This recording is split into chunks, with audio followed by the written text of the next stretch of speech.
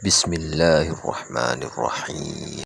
Apakah apabila menasehati anak di depan adik atau kakaknya dengan berharap anak-anak bisa mengambil ibrah dari kesalahan dan saudaranya tidak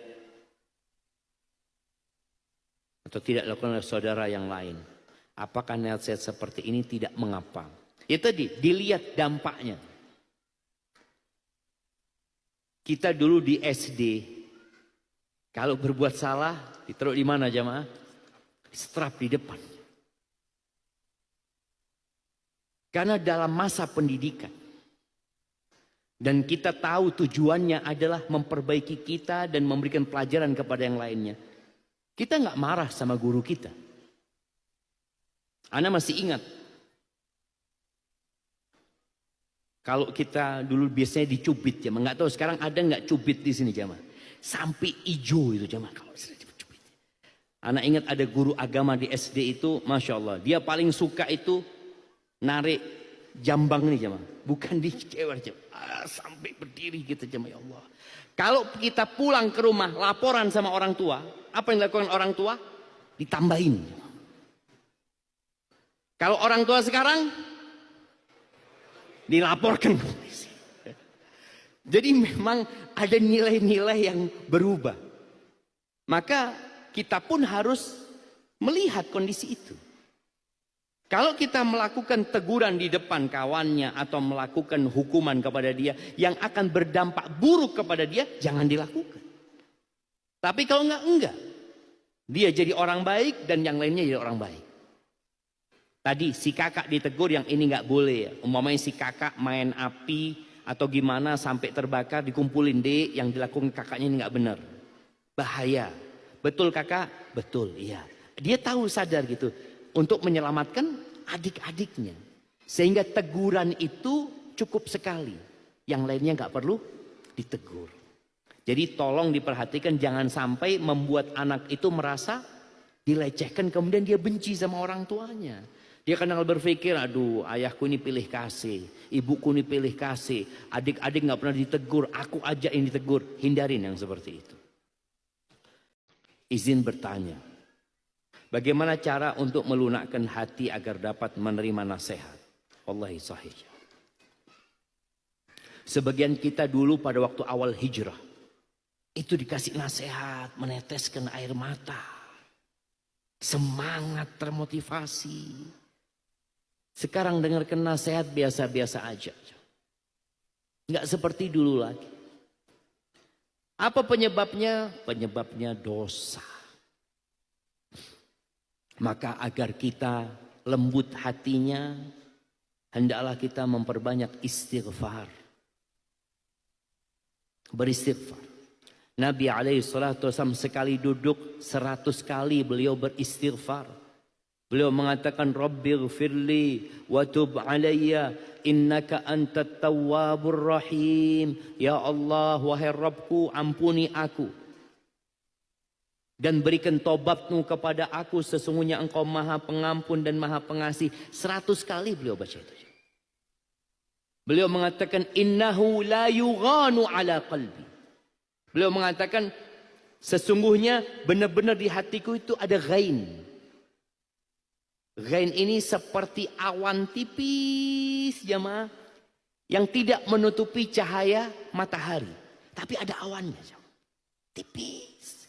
Nabi menyebutkan di hati beliau kadang-kala ada itu jemaah. Fa astaghfiru rabbi. Lalu aku beristighfar mohon ampun sama Allah Subhanahu wa taala.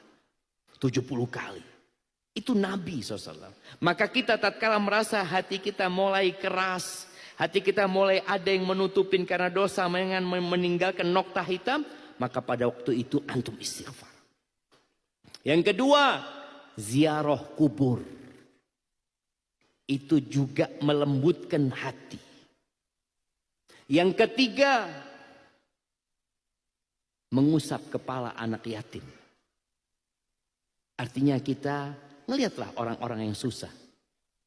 Antum kalau kumpul dengan orang-orang yang senang, yang dunia pembicaraan dia, maka antum akan keras hatinya. Tapi kalau kumpul sama orang miskin, kumpul sama orang-orang susah, datang ke tempat-tempat bencana, ini di Cianjur umpamanya, ada yang dari Cianjur, Masya Allah, antum berangkat ke sana, antum lihat, ya Allah, ya, itu akan melembutkan hati. Kalau mungkin tidak bisa berangkat ke sana, antum nonton YouTube yang berkaitan dengan bencana-bencana. Antum melihat banjir bandang, antum melihat rumah yang ambruk, yang mungkin itu menimpa antum. Maka semoga dengan cara itu hati kita akan lembut. Barakallahu fikum. Bagaimana, Afan bertanya, bagaimana cara melawan rasa takut ketika ingin menasehati seseorang? Karena suka ada perasaan takut tersinggung ketika kita menyampaikan ayat-ayat Allah. Naam jemaah. Perasaan itu ada di diri kita. Kadangkala antum sholat sama kawan antum. Kawan antum ini baunya Allahu Akbar. Tapi dia nggak merasa bau. Dan itu wajar. Dia tidak merasa bau karena dia sudah hidup dengan bau itu bertahun-tahun. Antum kalau berangkat ke kandang sapi umpamanya, pekerja di kandang sapi itu ada nggak yang mencium baunya kotoran sapi? Nggak ada. Antum dari jauh, ya Allah, kata pekerja itu, kenapa antum? Kata dia, bau apanya? Nggak ada bau. Kita tuh kadang-kadang mau ngasih tahu jamaah, ya Allah. Takut dia tersinggung ini itu. Tapi lawan rasa takut itu dengan cinta. Bukankah kita mencintai dia? Bukan kita menganggap dirinya adalah diri kita sendiri. Bicara kalau dia nanti marah ini dan itu resiko. Resiko sebuah cinta. Maka nggak masalah antum melawan itu, antum berharap keridhaan Allah. Berharap nanti pada hari kiamat apa yang antum sampaikan akan berada dalam catatan kebaikan antum. Harapan-harapan kebaikan itu insya Allah membuat antum jadi berani. Walaupun sekali lagi dia mungkin gak suka sama antum. Dan mungkin antum gak akan lagi ditegur sama dia. Gak ada masalah. Antum doakan dia. Sebagai bentuk tadi ketulusan antum. Ustadz mohon nasihatnya. Bagaimana cara istri menasehati suami? Karena pada hakikatnya suami yang memimpin rumah tangga. Tadi kita sebutkan hadis yang diriwayatkan Imam Muslim. Bahwa agama ini nasihat buat pemimpin juga. Bukan hanya buat teman sejawat kita. Bukan hanya untuk bawahan kita. Untuk pemimpin pun nasihat. Kenapa? Karena pemimpin juga manusia biasa yang mungkin melakukan kesalahan. Suamimu manusia biasa. Memang dia pemimpin. Cuma tadi Anda sampaikan bagaimana cari waktu yang tepat. Bagaimana cara ngobrol sama suami. Kadangkala ada istri kirim video sama suaminya. Potongan video, dia ingin kasih nasihat suami. Bang, nih ada video, tolong dilihat, didengarkan. Supaya engkau bisa jadi lebih baik. Kira-kira ditonton gak sama suaminya? Nggak ada, skip. Tapi kalau istri ngomong, bang, ana lihat video bang, kayaknya video ini takut menyesatkan bang. Coba abang tonton, kata dia. Ditonton sama suami. Jangan sampai istri ana tersesat. Padahal setelah itu, oh ngasih nasihat ana ternyata istri ana ini. Tapi kan caranya itu masuk. Dia tetap sebagai pemimpin ya. Umpamanya beli buku, kadang-kala ada istri ingin ngasih nasihat suaminya lewat buku.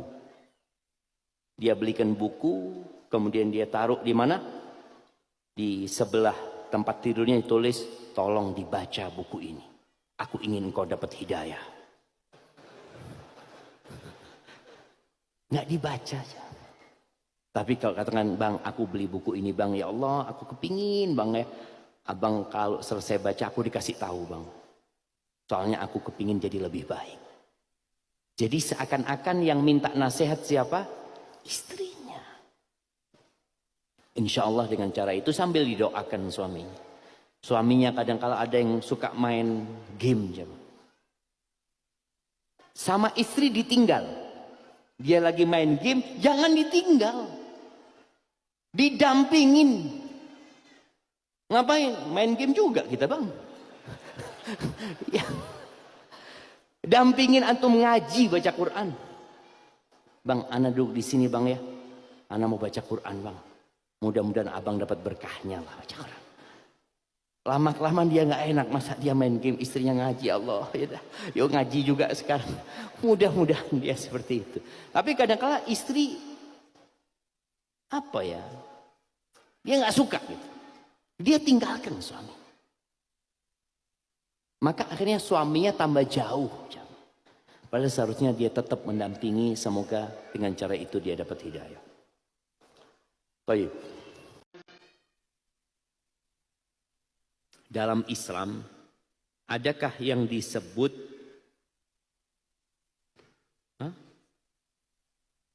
bagaimana dalam Islam adakah yang disebut dengan salah memilih jodoh?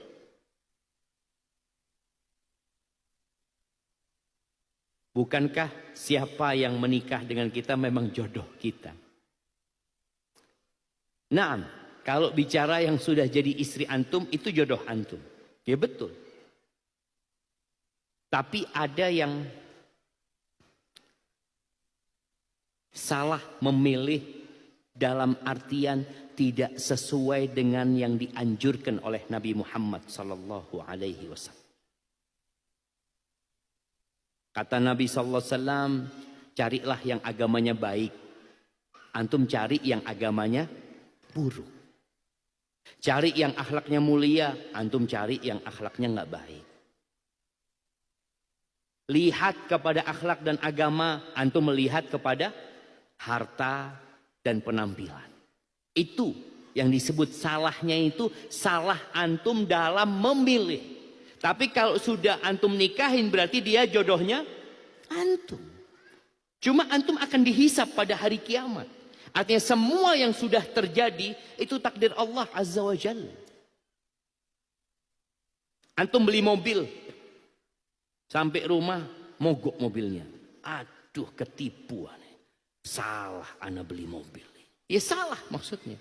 Tapi sudah takdir, sudah jadi mobil antum. Itu maksudnya salah memilih jodoh jamaah.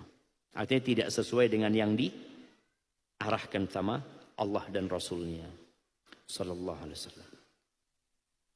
Bagaimana cara menumbuhkan cinta kepada saudara-saudara, teman dan muslim yang baru kenal?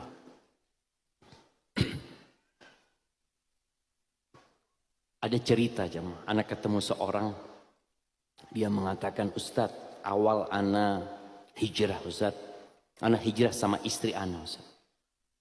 Anak datang ke kajian di Surabaya waktu itu. Anak duduk Ustaz.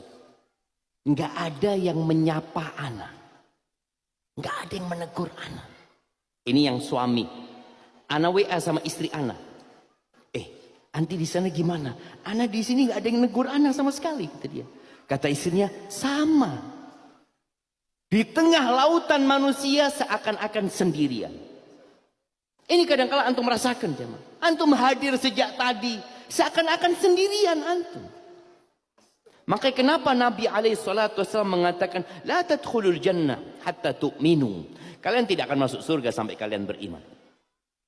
Wa la tu'minu hatta tahabu. Dan kalian tidak akan sampai tingkat iman sampai kalian saling mencintai. Afala adullukum ala syai'in idza fa'altumuhu tahabbtum. Kalian mau enggak aku kasih amalan? Kalau kalian lakukan, kalian akan saling mencintai.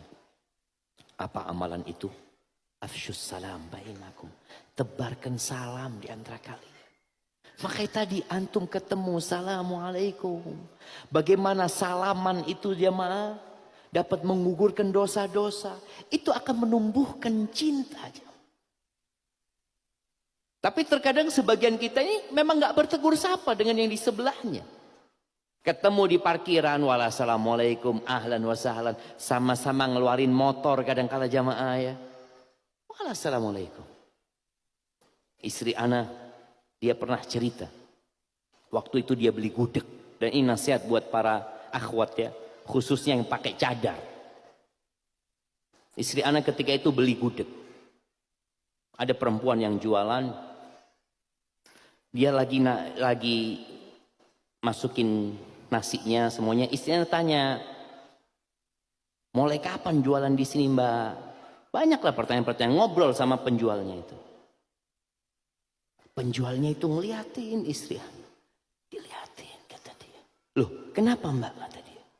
Baru sekarang ada orang pakai cadar mau ngobrol sama anak. Selama ini datang beli. Diam sudah. Selesai pulang. Ya Allah jemaah. Kita itu diajarin ngomong. Dengan berbicara ini insya Allah akan tumbuh cinta dari jamaah. Tak kenal maka tak sayang. Maka nasihat ana tebarkan salam, bersalaman, kemudian mulai antum ngobrol, akan tumbuh cinta. Paling tidak tanya dari mana, boleh jadi dia teman sekolah antum, kakak kelas antum, boleh jadi dia kerja di tempat yang sama. Tapi ketika tidak ada obrolan, Masya Allah. Nah, antum, ya kenal sama yang di kanan antum. Gak kenal kan? Coba kenalan sekarang, bayangin jamaah. Antum kenal sama dia? Nggak kenal, ya kenalan, jangan cuma